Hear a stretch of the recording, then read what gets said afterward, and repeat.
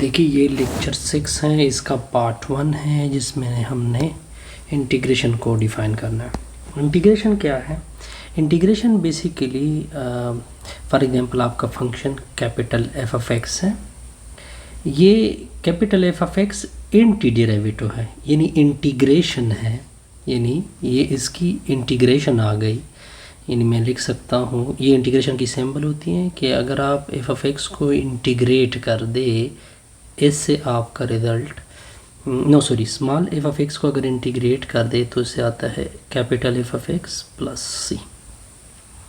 Okay, यानी ये कब इंटीग्रेशन होगा? अगर कैपिटल एफ ऑफ एक्स की डेरिवेटिव ले ले, उससे स्मॉल एफ ऑफ एक्स बने, तब ये क्या कहलाता है? ये capital F of x anti derivative. इसी चीज़ को मैं मैथमेटिकली किस तरह देख सकते हैं कि अगर स्मॉल एफ ऑफ एक्स को ले ले, ओके, इसकी इंटीग्रेशन यानी एंटी डेरिवेटिव आती हैं कैपिटल एफ ऑफ एक्स, एक प्लस सी लिखते हैं। ये क्यों लिखते हैं, ये इसकी बाद में वजाहत करते हैं। देखिए ये सिंबल जो है इसको इंटीग्रल साइन कहते हैं, इसके अंदर को इंटीग्रेंड कहते हैं, इसके अंदर को क्या कहते हैं? इंटीग्रेंड कहते हैं। ये dx का मतलब होता है विद रिस्पेक्ट टू x, ये सब कुछ होता है विद रिस्पेक्ट टू x। यानी जब आप एफ ऑफ एक्स को इंटीग्रेंड यानी इसका इंटीग्रेशन आएगा एफ ऑफ एक्स और फिर प्लस आपको कांस्टेंट लिखोगे। ये कांस्टेंट जो होता है इसको कांस्टेंट ऑफ इंटीग्रेशन कहते हैं या आर्बिट्री कांस्टेंट कहते हैं। अब देखें, अब मैं आपको कुछ चीज़ें क्लियर कर देता हूँ। अगर मैं स्मॉल एफ ऑफ एक्स में ले रहा हूँ एक्स स्क्वायर, ओके, अब इसकी डेरिवेटिव लेते हैं small F of x square की। अगर यहाँ पे हो एक्स स्क्वायर प्लस 0, आप देख सकते हैं कि रिज़ल्ट क्या आता है 2x, क्योंकि इसकी 2x आएगी, 0 की डेरिवेटिव 0। अगर मैं डेरिवेटिव ले लूँ एक्स स्क्वायर प्लस 1 की, तो आप किस तरह लिख सकते हो? d/dx of x square plus d/dx of 1। आप देख सकते हैं जी, तो d/dx of x square plus 1, इससे आएगा 2x, कांस्टेंट की डेरिवेटिव 0, तो d/dx of x square plus 1 की डेरिवेटिव आएगी 2x, यानी इससे भी 2x आता है। एक्स स्क्वायर प्लस 0 की भी 2 आती हैं, एक्स स्क्वायर प्लस 1 की भी 2x आती हैं। अगर मैं कुछ और डेरिवेटिव ले लूँ X square plus square root 2 की, तो आप लिख सकते हैं d/dx ऑफ एक्स स्क्वायर की अलग, d/dx ऑफ 2 स्क्वायर रूट की अलग। अब देखिए इसका क्या होगा, इसकी 2x आएगी, कांस्टेंट की डेरिवेटिव 0, यानी इससे भी 2x आता है। अगर मैं डेरिवेटिव ले लूँ एक्स स्क्वायर प्लस पाई की, तो अब आप लिख सकते हैं d/dx ऑफ एक्स स्क्वायर की अलग, d/dx ऑफ पाई की अलग। एक्स स्क्वायर की डेरिवेटिव 2x होती है, पाई की 0, इससे भी 2x आता है। तो देखिए d/dx अगर मैं एक्स स्क्वायर प्लस 1/2 ले लूँ, तो d/dx ऑफ एक्स स्क्वायर की अलग, d/dx ऑफ 1/2 की अलग, इसकी 2x आएगी, ये कांस्टेंट की डेरिवेटिव 0 आएगी, यानी इससे रिजल्ट आएगा 2x। अब हम क्या कहते हैं? देखिए जितने भी ये फंक्शन हैं, जितनी भी फंक्शन हैं, इसकी डेरिवेटिव क्या आती हैं आपके पास? 2x आती हैं। मतलब ये बना कि अगर मैं 2x का अब इसको उल्टा करोगे, अगर 2x का इंटीग्रल लिखोगे तो इसको लिखोगे एक्स स्क्वायर प्लस सी, ये पार्ट। अब देखिए आपके पास दो तरह के इंटीग्रल होते हैं। कितने तरह के इंटीग्रल होते हैं? 2 तरह के इंटीग्रल जो हैं ये बेसिकली 2 तरह के हैं। एक को डेफिनेट बोलते हैं, एक को डेफिनेट इंटीग्रल कहते हैं, और एक को इनडेफिनेट। क्या इंटीग्रल कहते हैं? Indefinite integral. ये 2 तरह के इंटीग्रल है, इसको मैं क्लियर कर देता हूँ आप। Okay good.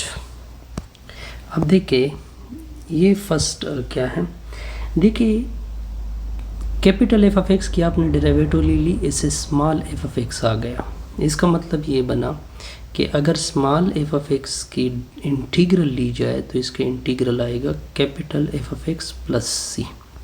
देखिए यहाँ पे कुछ नहीं है, ऊपर भी कुछ नहीं है, तो ये होता है इनडेफिनेट इंटीग्रल। जब लिमिट ना हो, और सम प्लस कांस्टेंट ज़रूर आएगा इंडेफिनिट के पीछे। अब देखिए अगर मैं इसी चीज़ को और डेफिनेट को ले लूँ, अगर integral F of x D x ले ले तो इसको बोलते हैं कैपिटल एफ ऑफ एक्स। अब देखिए अगर मैं यहाँ पे कुछ ए लिख दूँ, ऊपर बी लिख दूँ, ओके, लेकिन अब देख सकते हैं कि प्लस सी भी नहीं लिख रहा, यानी ये नहीं लिख रहा, और यहाँ पे कुछ लिमिट भी इन्वॉल्व कर रहे हैं, एक लोअर है दूसरा अपर है। इस सूरत में इसको क्या कहते हैं, डेफिनेट इंटीग्रल। यहाँ तक क्लियर। अब कुछ और डिफिनीशन है proper integral. A both limit of integral are finite. अब देखिए यहाँ पे जब कुछ वैल्यू होती है 1 to 2 F of x D X हो, 1 to 3 F of x D X हो, अप टू सो ऑन, यानी कुछ फाइनाइट वैल्यू हो, इस सूरत में इस इंटीग्रल को क्या कहते हैं, प्रॉपर। एक होता है एम प्रॉपर। एम प्रॉपर क्या होता है, जब यहाँ पे वैल्यू फाइनाइट आ जाए, यानी यहाँ पे कुछ इन्फिनिटी, अगर एक इन्फिनिटी या नीचे ऊपर में से एक, यहाँ पे कुछ वैल्यू आ सकती है, या इस तरह भी लिख सकते हैं 0 to पॉजिटिव इन्फिनिटी। इस सूरत में इसको क्या कहते हैं, एम प्रॉपर इंटीग्रल। अब कुछ टेबल है, टेबल में 1 क्या है, इंटीग्रल अगर आपको x की पावर n दिया जाए, कहते हैं कि इसका इंटीग्रल आएगा x की power n plus 1 plus some constant c। अगर आपसे पूछा जाए कि क्या ये इसकी इंटीग्रल है या क्या इसकी इंटीग्रल ये आती है, तो आपने सिंपल ये लेना है, अगर इसकी डेरिवेटिव x पावर n आ गई तो ये इसकी इंटीग्रल होगी। तो लेते हैं इसकी derivative x power n plus 1, नीचे n प्लस 1 प्लस c। अब देखिए अलग अलग आपने इंटीग्रल अप्लाई, और डेरिवेटिव x की पावर n प्लस 1, नीचे n plus 1 plus D by D x of c होएगा। 1 और n प्लस 1 आगे आ जाएगा, n प्लस 1 में से आगे आएगा, x की पावर n प्लस 1 में से 1 सब्ट्रैक्ट होगा, कांस्टेंट की डेरिवेटिव क्या होगी, 0 होगी।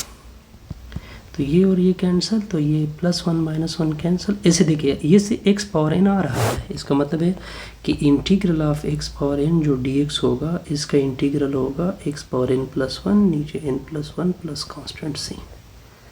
ओके, कंफ्यूजन नहीं होनी चाहिए। अब आते हैं सेकंड की तरफ।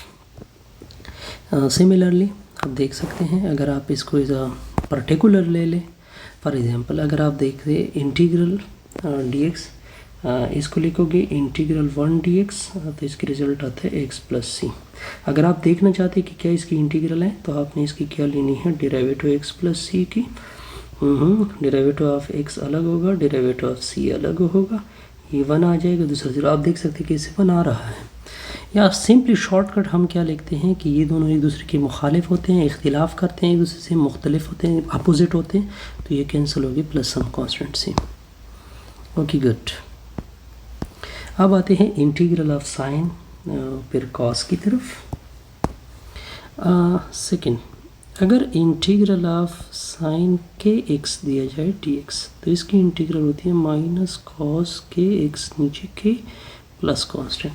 अब इसका आसान सा प्रूफ है, हम इसका डेरिवेटिव लेंगे, इसके डेरिवेटिव से ये आना चाहिए, तब इसकी इंटीग्रल होगी।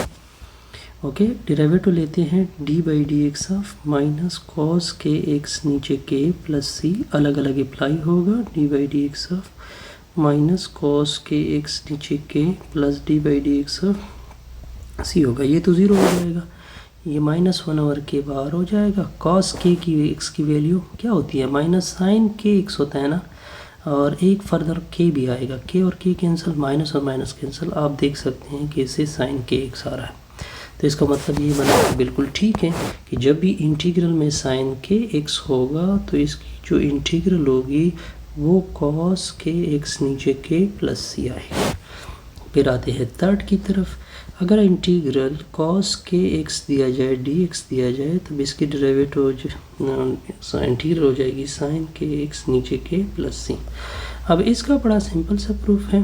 किस तरह प्रूफ है कि हमने राइट साइड की डेरिवेटिव लेनी है साइन के एक्स बाई के प्लस सी की, इसकी डेरिवेटिव ये आनी चाहिए।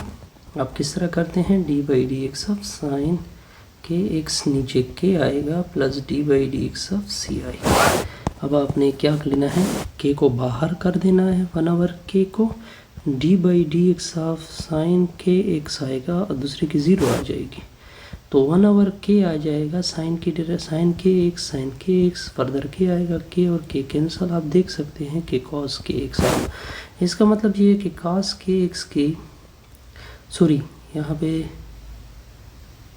साइन की एक्स कास की एक्स, बिल्कुल कि साइन सॉरी यहाँ पे कास की एक्स आ रहा है। इसका मतलब ये बना कि कॉस के एक्स की इंटीग्रल क्या आएगी, साइन के एक्स नीचे के प्लस सी। अब यहाँ तक ओके हो जाएगा। नेक्स्ट आते हैं कुछ और की तरफ, इंटीग्रल ऑफ सेक स्क्वायर फिर आते हैं फोर्थ की तरफ, इंटीग्रल ऑफ सेक स्क्वायर के एक्स या सिंपल सेक स्क्वायर एक्स भी लिख सकते हैं, डी एक्स इसकी होती हैं टेंजन एक्स प्लस सी। अब आते हैं प्रूफ की तरफ। प्रूफ में हमने राइट साइड की डेरिवेटिव लेनी है टेंजन एक्स प्लस सी की। अब देखिए आपने अलग अलग डेरिवेटिव अप्लाई की, tangent X plus tangent C की, ये आ जाएगा sec square X plus C की डेरिवेटिव 0, रिजल्ट आ जाएगा सेक स्क्वायर एक्स। यानी integral of sec square X हमेशा लिख दोगे टेंजन एक्स प्लस सी, बड़ा आसान। अब 5 पे क्या है कि कोसेक स्क्वायर एक्स अगर दिया जाए तो इसकी इंटीग्रल होती है माइनस कॉट एक्स प्लस सी। तो इसका भी बड़ा सिंपल सा प्रूफ है। अगर हम राइट साइड की डेरिवेटिव ले लें minus cot x plus C की, अब आपने अलग अलग डेरिवेटिव लेनी है minus cot x plus D by D x of C. Minus बार हो जाएगा d by D x of cot x और कांस्टेंट की डेरिवेटिव 0 माइनस कॉट एक्स की derivative minus cosec square x, minus और माइनस क्या हो जाएगा प्लस हो जाएगा। आप देख सकते हैं कोसेक, अगर आप ये इंटीग्रल में हो तो इसकी इंटीग्रल हो जाएगी minus cot x plus C, आसान। अब देखिए छठे नंबर पे क्या है कि अगर integral sec x tangent X D X हो तो इसकी इंटीग्रल होती है सेक एक्स प्लस सी। अब इसका भी बड़ा आसान सा प्रूफ है। अगर हम डेरिवेटिव ले ले सेक एक्स प्लस सी की, अब आपने क्या करना है, डेरिवेटिव लेनी है sec x plus derivative of C लेनी है। तो सेक एक्स की डेरिवेटिव होती है सेक एक्स टेंजन एक्स और कांस्टेंट की डेरिवेटिव होती है 0। आप देख सकते हैं कि रिजल्ट आता है सेक एक्स टेंजन एक्स। इसका मतलब ये होता है कि sec x tangent X D X, तो रिजल्ट होगा सेक एक्स प्लस सी की। अब देखिए हमने राइट साइड की डेरिवेटिव लेनी है कोसेक एक्स प्लस सी की। अब आपने अलग अलग डेरिवेटिव अप्लाई करनी है माइनस कोसेक एक्स और डेरिवेटिव लेनी है सी की। तो माइनस बाहर हो जाएगा, कोसेक एक्स की डेरिवेटिव क्या होती है, कोसेक एक्स कॉट एक्स होती है ना, प्लस सी प्लस 0, यानी इससे रिजल्ट आएगा plus cosec X cot X. मतलब ये बना कि अगर इंटीग्रल के अंदर कोसेक एक्स और कॉट एक्स हो तो इसकी इंटीग्रल आएगी minus cosec X plus C. आसान सा रिजल्ट था। इससे हमारी ये